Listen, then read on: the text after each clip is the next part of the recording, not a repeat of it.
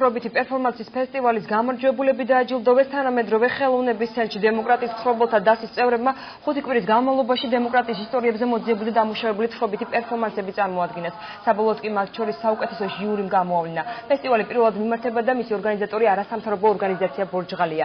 პროექტის ფინანსური მხარდამჭერი ფონდი ღია საზოგადოება საქართველოს და აჭარის სპორტისა და ახალგაზრდობის საქმეთა დეპარტამენტია.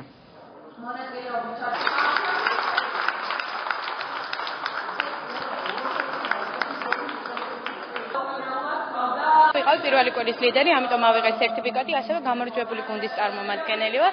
ამ დროს ჩვენ მუშაობდით 5 კვირის განმავლობაში 5 კაციანი ჯგუფი, ვადგენდით ისტორიებს დემოკრატიის შესახებ და აშკარად ვიბრძენით გაზრდა და ძალიან დიდი მადლობელი ვარ პროექტის ორგანიზატორებს. ძალიან საინტერესოდ ავითარებდნენ, ლოგიკურად მიყვებოდნენ, ცდილობდნენ მა დაეჭირათ თავის ისტორიასა და დემოკრატიას შორის.